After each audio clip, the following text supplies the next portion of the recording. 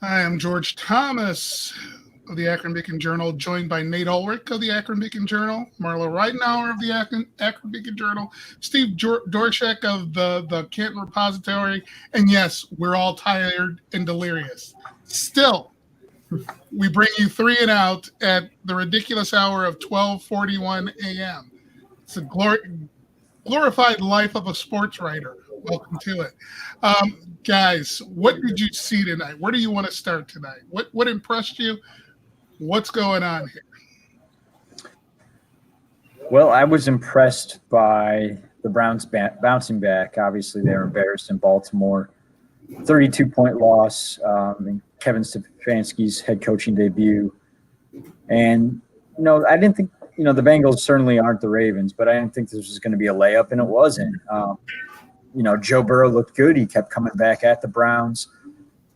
And, give the Browns credit for on a short week with a quick turnaround to get things together. And before we hit record, I was just talking with Steve a little bit, and I thought it was nice to see Kevin Stefanski's offense look like what we thought it was going to look like. We saw the marriage, as he likes to call it, between the running game and the passing game. We saw the play action, the play action, the rollouts, the bootlegs. Baker Mayfield caught fire early with those. And obviously Nick Chubb and Kareem Hunt continued to produce in a big way, but this time there's a passing game to complement it. Nate, I kind of agree with you on the Mayfield mobility. I don't kind of agree with you on Mayfield's mobility stuff. I definitely agree with you. But I'd kind of like to go over the game again and then ask some people how much of it was raw script and how much of it was Mayfield improvisation. I think that I was noticing in the early part of the game that there was a good deal of Mayfield improvisation going on here, and it was very spontaneous. It was very like the Mayfield that everybody came to know and love when he was a rookie. And I also noticed that while Mayfield was looking very symmetrical and very fluid, and reading the defense and seeing where he needed to go and getting there, almost effortlessly. It almost seemed as though the difference that you could see between Mayfield in his third year and the number one overall pick, Burrow in his first year, was that they had to script certain things to get Burrow going. And one of the scripts was a rollout right for Burrow, and there was Sheldon Richardson right in his face. So one lesson might be that sometimes spontaneity works better than scheming. Yeah, I get what you're saying, and I think that I think both quarterbacks really had good moments tonight. Obviously Mayfield would want that interception late back that kept things interesting until that onside kick at the very end. But I just think overall that it was nice to see him and Odell Beckham Jr. connect, 43-yard touchdown. They were pretty efficient tonight.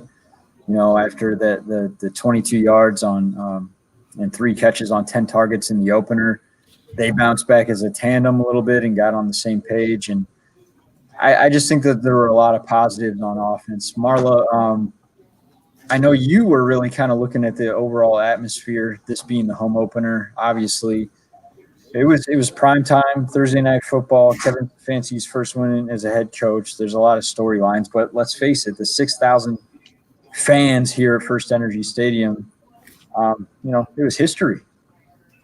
Yeah, Myles Garrett. I mean, I thought it was really bizarre, especially when you looked at the dog pound and you see the social distancing when you're so used to seeing everyone so packed butt to butt. It was, and they painted the seat backs white, so that even made it look even more stark. But I do think they were pretty loud. Myles Garrett mentioned he heard the OBJ chants after Beckham's touchdown. And everyone, obviously, they stayed to the end. I mean, it was a pretty exciting game, so they weren't bailing. But I did think that it felt a little more like a game, although I'm telling you, during the TV timeouts, you might not be sure that there was anybody here. I mean, that was kind of weird. No music in between quarters, no hang on Sloopy, no proud to be an American. I mean, those kind of things were kind of strange, but I mean, I thought overall it was a good atmosphere. People were respectful. I mean, they seemed to be wearing their masks and staying in their seats. And they still got into fights. Yeah. Yeah. So no, but I mean, I guess I was generally impressed. It was kind of a late arriving crowd, but you got to keep in mind that they're, the staggered attendance with, time of what you come in. So I thought it worked pretty well just from the part that I saw on our side. You guys mentioned the offense, right? Are we worried about the defense at this point, especially when on fourth down they allowed the Bengals to go 5 for 5? And typically this time of year, defenses are ahead of offenses. That's the general rule. And this one, not so much. Is that a function of the defensive backfield being messed up? No Mac Wilson? You lost another defensive lineman in the course of the game? What do you see here? The defense can't cover anybody, George. Defense didn't cover anybody at Baltimore, and they did a better job tonight. But one of two things had to happen. A, there had to be at least a little bit of a pass rush, and I think every time there was, that's when Burrow ran into the trouble that he had. And it happened often enough to be a big influence in the game. But get this in the category of what a way to win a shootout. Rookie Burrow threw 3 times as many passes as Baker Mayfield. I mean, not exactly 3 times as many, but roughly 3 times as many.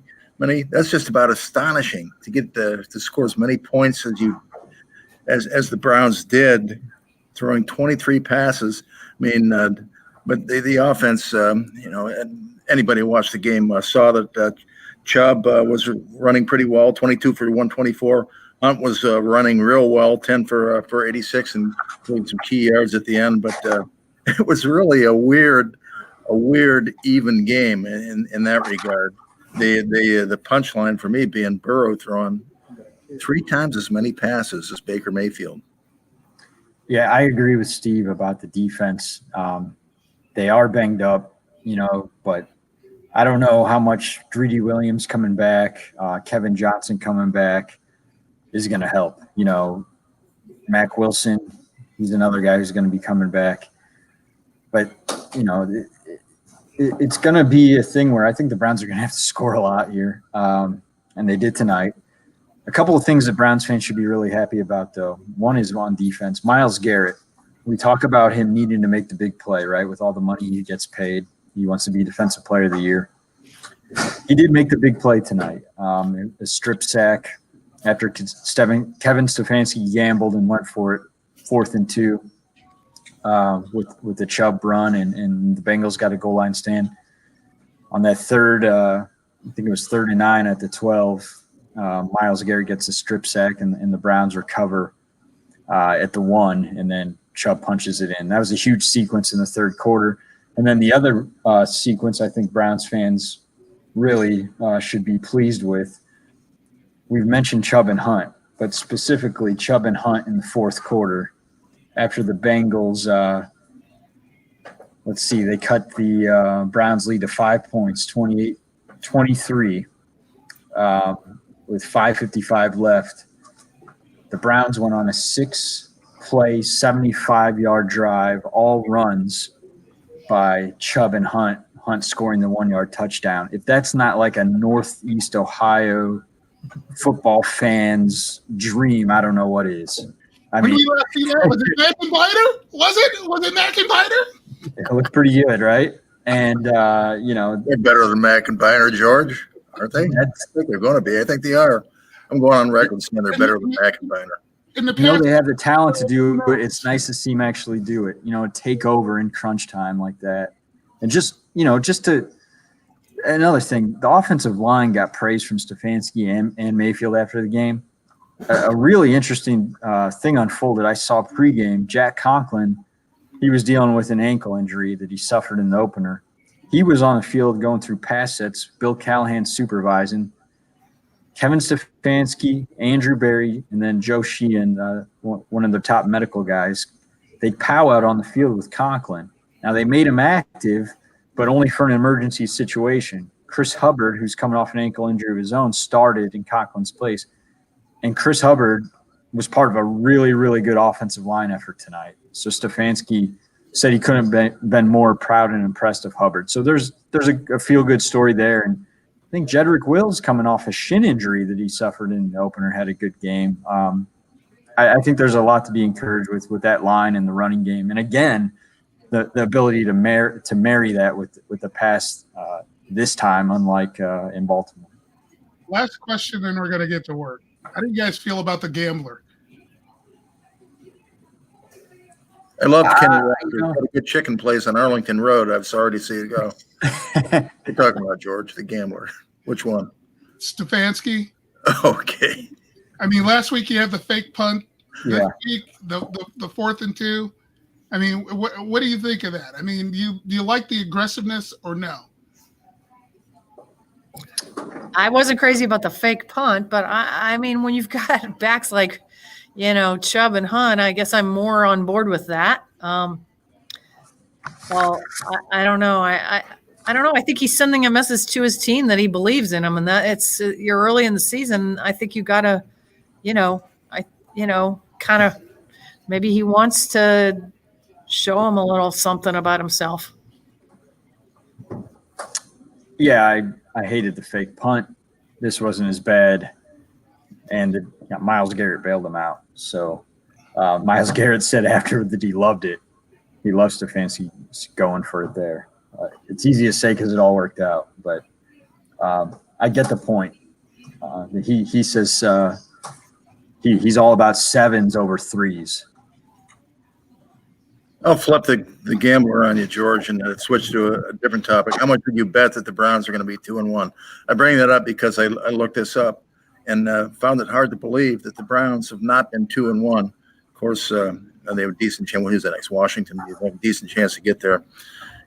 But they haven't been 2-1 since all the way back in 2011. Can you believe that? Baker Mayfield, Colt McCoy, another short quarterback, was the QB, and Coach Pat Shurmur, whose popularity peaked at that point, was 2-1 in 2011. But the Browns have a chance to get to 2-1 for the first time in since 2011. You just jinxed them. Oh man, Would never do that. That's a good positive ending, though, Steve. All right, guys. I think we all have work to do, so I'm gonna let you go. Thank you.